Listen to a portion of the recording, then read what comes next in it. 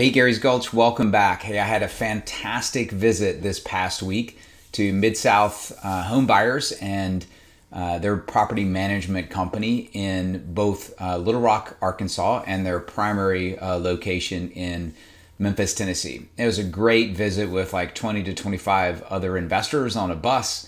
A little bit larger group in Memphis than we had out in Little Rock, but it was just fantastic. I really appreciated both locations. I know Memphis very well. It was the first time I'd ever been to Little Rock.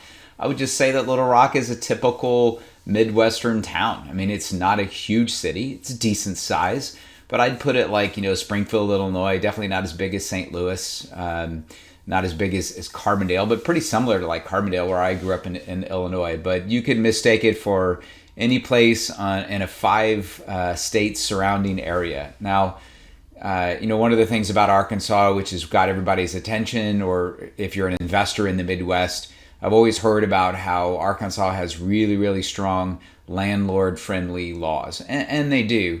By and large, though, as far as like how evictions happen and things like that, it's very similar to Memphis, which probably not that surprising. Meaning, while they're in 2 different states, they're very close together.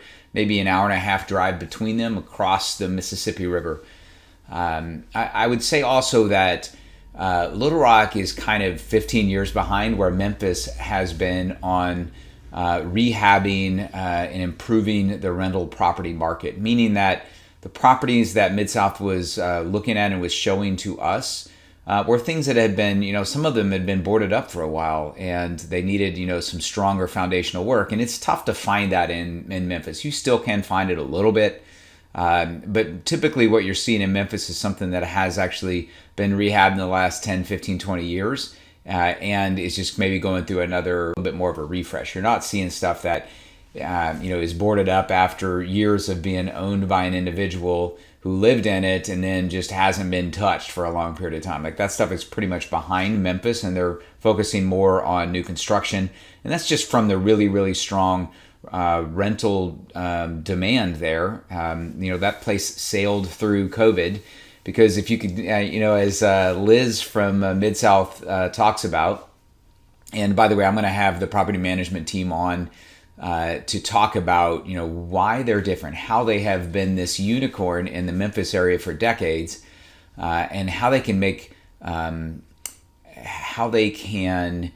make commitments, put things in their contract that no one else in their area would dare to do. Just as a couple quick teasers, they will guarantee you that if they don't rent your place in 90 days, they will start paying the rent for you, market rent. And by the way, they've never had to do that.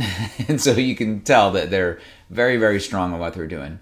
They have several other things that they put in there as well. They have a typical, an average renter stay of like 4.5 years.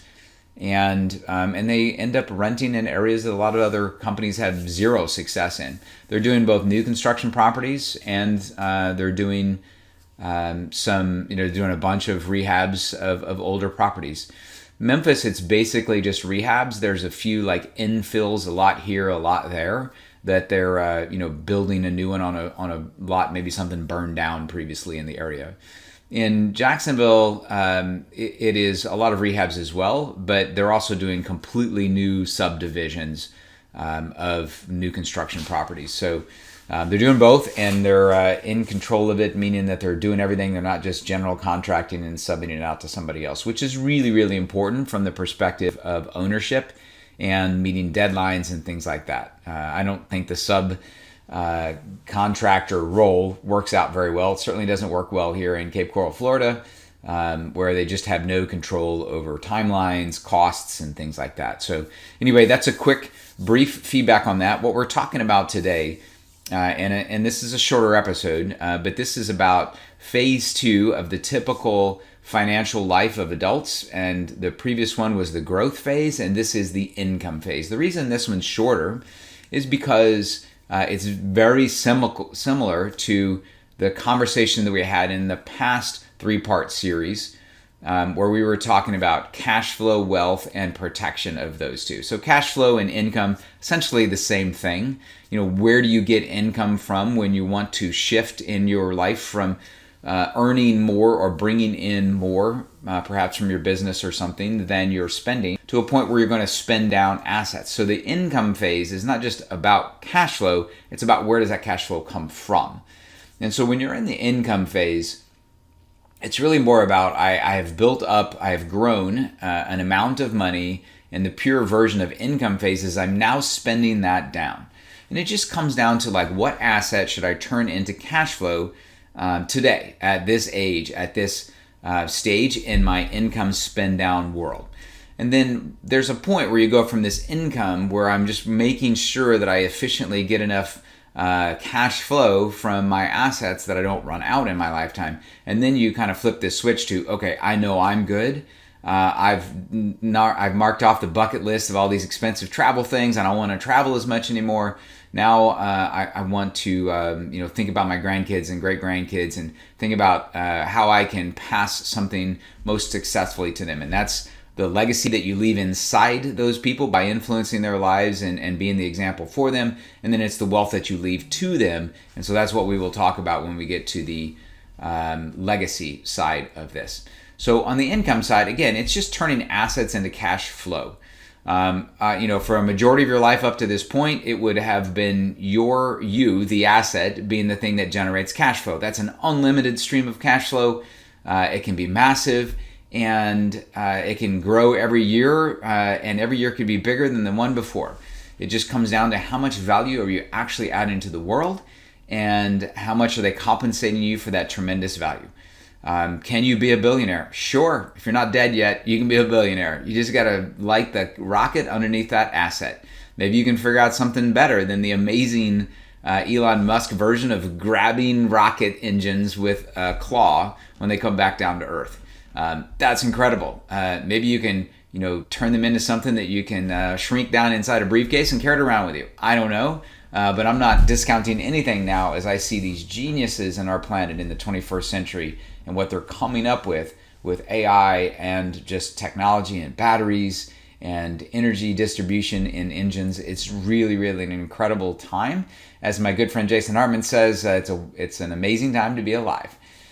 So cash flow, income. So trading assets, right? So when you're out there and still working, that's not really the income phase of life. That's the growth phase, because you're earning more than you're spending, and we're building up assets. We're buying our own directly owned assets. Maybe we're going into kind of a more limited partner role if that's been successful for you, or venture capital, or in the markets, or whatever it works for you. I mean, my understanding or my experiences and why I think you should focus on directly controlled assets, not just you, but things that you personally own and pay attention to. But you can go beyond that if the circumstances in your situation actually require that. So income, again, originally it's you, and then we're going to take the assets that you've built up and we're going to turn those into cash flow. So the most pure way of thinking about that is my analogy of taking a briefcase of money, going to Costco, buying this green mailbox looking money machine that spits out money in the form of a check to you once a month. That thing is called an annuity. And so you are trading dollars for a guaranteed income stream. Now, if you looked at the actual annualized return on an annuity, it's probably 3 to 4%. And that's not huge. And so why would you even do that? Well, because it is, returning your capital to you, but it's also protecting you from outliving your money. And so life insurance and annuities are these two things that sit on this seesaw, balancing the financial future of your life. And so when you're young and you want to make sure that you don't die too early, then you need to put in that life insurance policy, right? An annuity is not a great fit for when you're 20s, 30s, 40s, 50s, or even 60s. But as you get into your 70s and 80s, an annuity becomes a really, really smart thing to consider having in place in your life.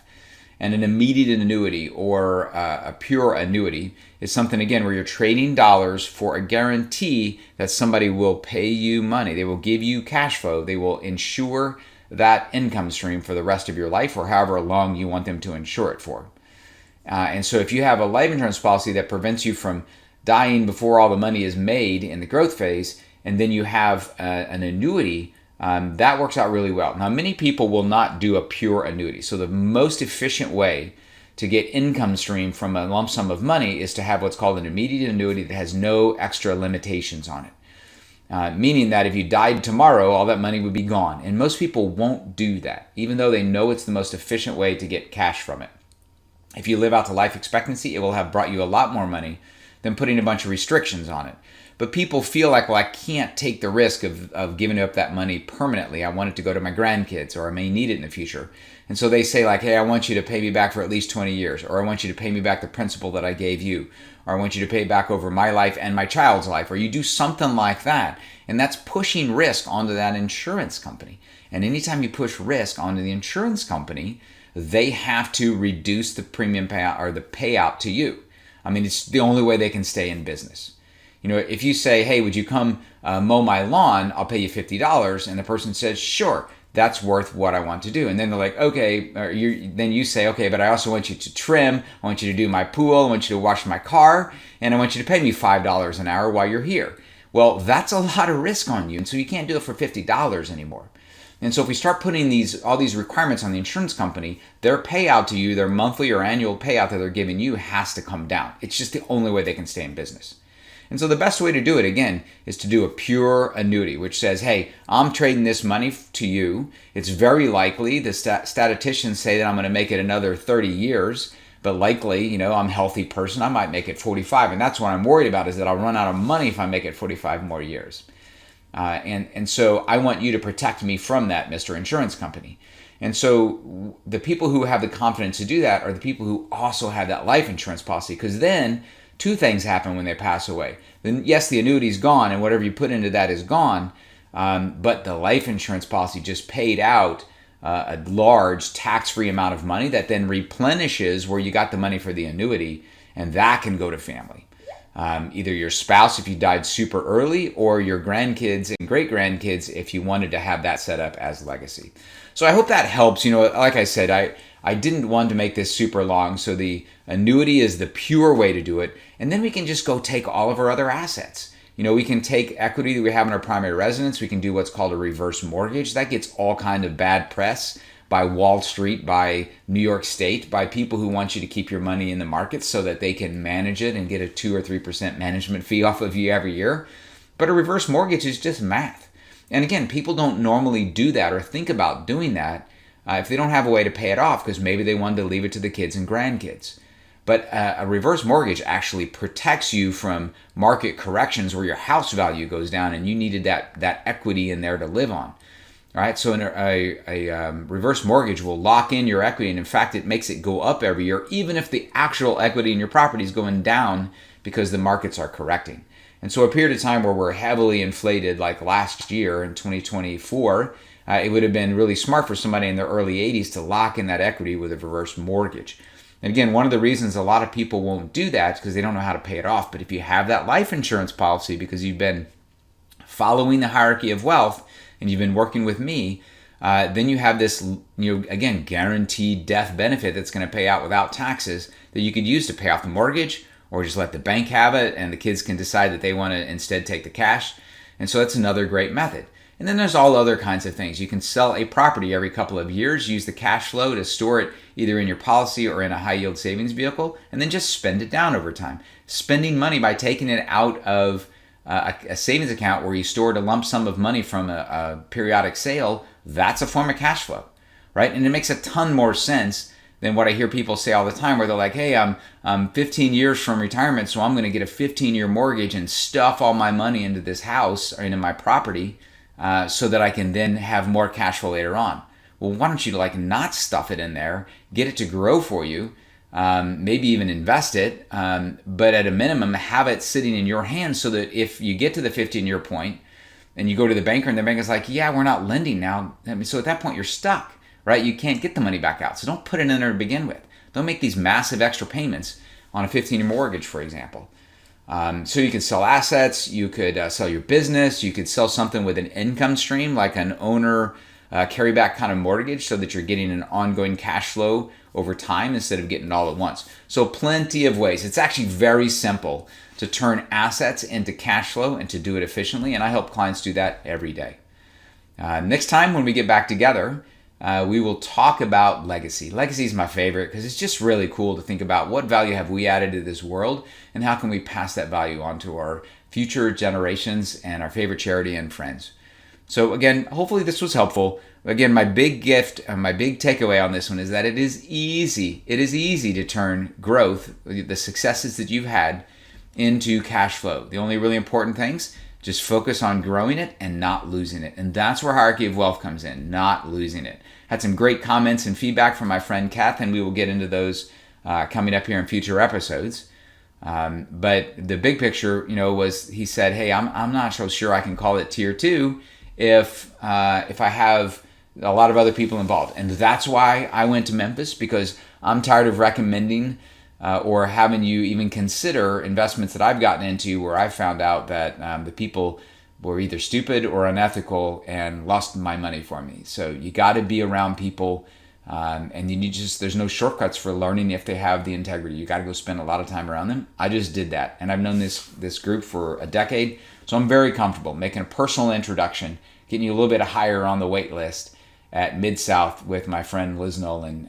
If you're interested and would like that little nudge, let me know, and I would be honored to make a recommendation for you. No money coming my way. I'm just trying to protect all of you. My first priority, protect my clients and help you achieve your goals, which includes income and retirement. Thanks so much, and until next time, go make something amazing happen in Gary's Gulch.